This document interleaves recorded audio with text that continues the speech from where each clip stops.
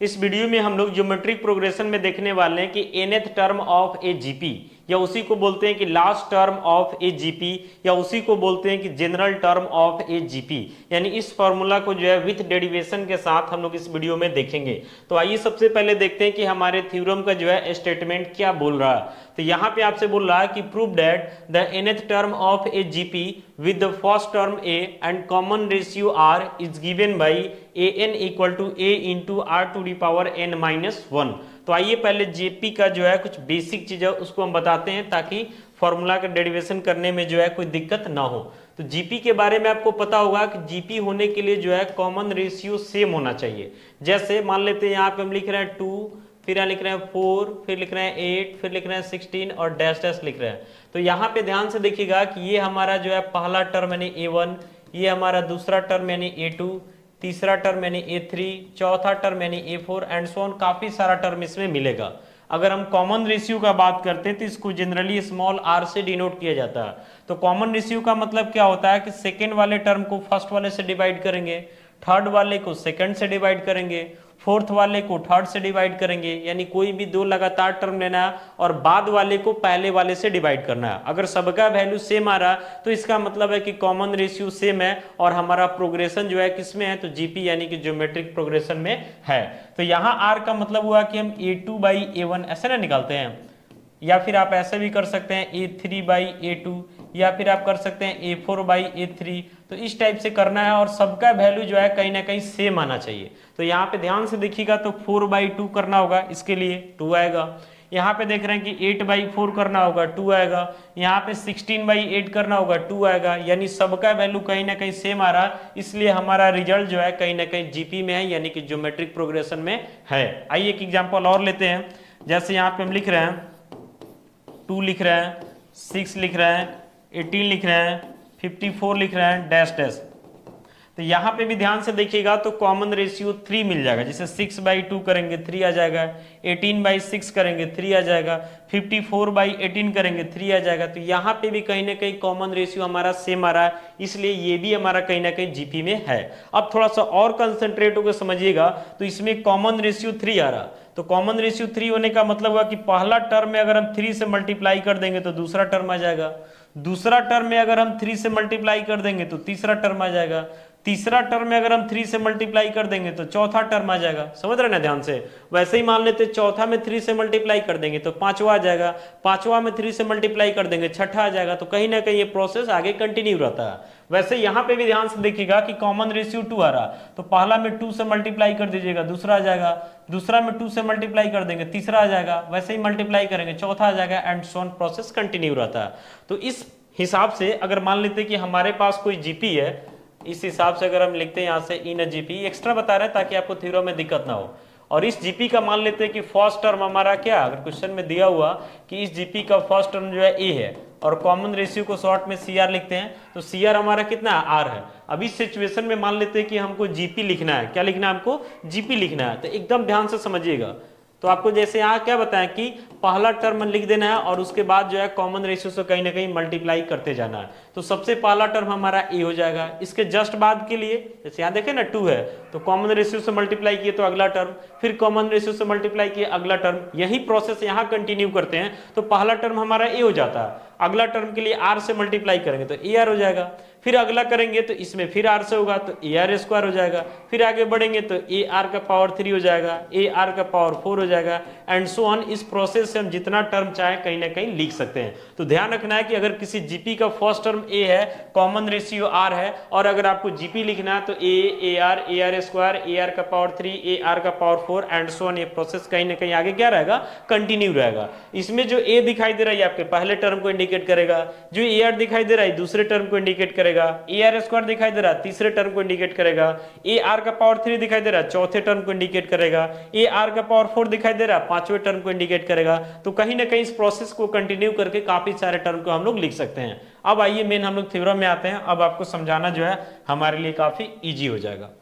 तो यहाँ पे देख रहे हैं कि आपको जो जीपी दिया हुआ, इस जीपी में भी जो है फर्स्ट टर्म के बारे में बता रहा है कि फर्स्ट टर्म आपका ए है और कॉमन रेशियो के बारे में बता रहा है कि r है। देन आपको प्रूव करना है कि इस जीपी का nth टर्म यानी an या इसी को जनरल टर्म या इसी को लास्ट टर्म बोलते हैं, ये कितना होगा, तो a into R to the power n-1। आइए इसको प्रूव करते हैं, कंसंट्रेट होकर देखते रहिए।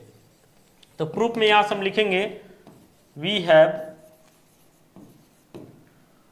इन अ जीपी, यानी इस जीपी में जो है हमको क्या दिया हुआ, तो इसमें हमको दिया हुआ कि इस जीपी का जो है फर्स्ट टर्म, इस जीपी का फर्स्ट टर्म a है और इसी जीपी का कॉमन रेशियो क्या है, तो r है। तो अभी जस्ट आपको बताएं कि अब हम कोशिश करेंगे कि रिक्वायर्ड जीपी को लिखा जाए। तो हमारा जीपी क्या हो जाएगा, तो पहला टर्म a, अगला टर्म के लिए क्या हो जाएगा, तो a r हो जाएगा, पहला टर्म हमारा a हो जाएगा, अगला टर्म हमारा a r होगा, फिर अगला जो है a r स्क्वायर हो जाएगा, अगला जो है a r का पावर 3 हो जाएगा एंड सो ऑन। कहीं ना कहीं ये प्रोसेस आगे भी क्या रहेगा, कंटिन्यू रहेगा, यहां तक कोई दिक्कत नहीं है। अब हम यहां से नाउ करके लिखेंगे फर्स्ट टर्म, नाउ करके लिखेंगे यहां से first term of the GP, first term, या इतना ना लिखते हैं, शॉर्ट में लिख देते हैं। फर्स्ट टर्म का मतलब आपको क्या समझना है, a1 समझना है। तो first term of the GP का मतलब सीधे a1 हो जाएगा। तो a1 का वैल्यू यानी पहला टर्म क्या दिख रहा, तो r दिख रहा।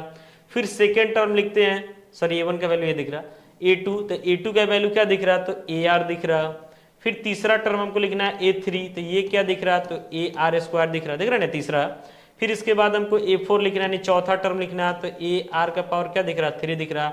ये प्रोसेस कहीं ना कहीं आगे क्या रहता है, कंटिन्यू रहता है। अब थोड़ा कंसंट्रेट होकर देखिएगा तो इसमें एक पैटर्न बन रहा है। जैसे चौथा टर्म लिख रहे हैं तो ar का पावर 3 यानी पावर r का 1 कम हो जा रहा है, बाकी ये सब में है। तीसरा लिख रहे हैं तो ar का पावर 2, पावर 1 कम हो गया।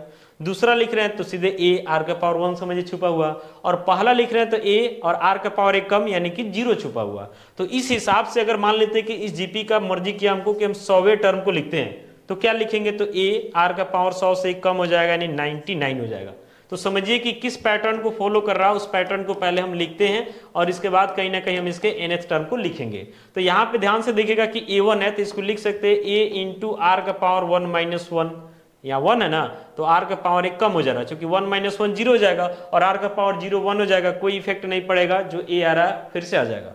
फिर ar है तो इसको हम लिख सकते हैं a इंटू आर का पावर 2-1, इसको लिख सकते हैं a इंटू आर का पावर 3-1, a इंटू आर का पावर 4-1 एंड सो ऑन। इसको लिख सकते हैं a इंटू आर का पावर 100-1। अब यह ध्यान से देखिएगा कि a 100 यानी कि 100वां टर्म है तो a r का पावर 100-1 हो जा रहा है। फोर्थ टर्म है तो a r का पावर 4-1, तीसरा टर्म है तो a r का पावर 3-1। तो पैटर्न तो समझ में आ रहा ना। तो इस प्रोसेस को कहीं ना कहीं अगर हम आगे कंटिन्यू रखते हैं और कंटिन्यू रख करके हम nth टर्म को लिखते हैं, कौन सा टर्म, nth टर्म। n का वैल्यू कोई ना कोई नेचुरल नंबर होगा, जैसे मान लेते हैं 1000वां टर्म हो गया, 2000वां टर्म हो गया, कुछ भी हो जाए, मतलब n का मतलब कोई भी नेचुरल नंबर हो चलेगा। तो हम इसको क्या लिखेंगे इस पैटर्न पे, तो a रहेगा इंटू आर का पावर क्या हो जाएगा, तो n-1 यानी a इंटू आर का पावर n-1।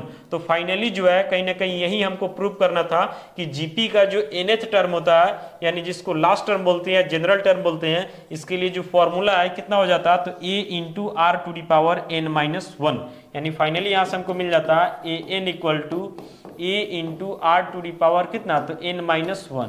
अब इसमें जो दिखाई दे रहा है a, सबको लिखते हैं ध्यान से देखिएगा, a दिखाई दे रहा है, इस a को हम क्या बोलेंगे, फर्स्ट टर्म, यानी जीपी का पहला टर्म a इंडिकेट कर रहा है। r का मतलब क्या हो जाता है, तो कॉमन रेशियो, आपको पता है कॉमन रेशियो कैसे निकालते हैं, शुरू में ही बताया। फिर n का मतलब क्या हो जाता है कि आपके जीपी में नंबर ऑफ टर्म्स कितना है, यानी पदों की संख्या कितना है। और यहाँ पे जो an दिख रहा, इस an का मतलब हो जाता है कि nth टर्म, कौन सा टर्म, nth टर्म, या इसी को बोल सकते हैं लास्ट टर्म, लास्ट टर्म, या इसी को बोल सकते हैं जनरल टर्म, जनरल टर्म।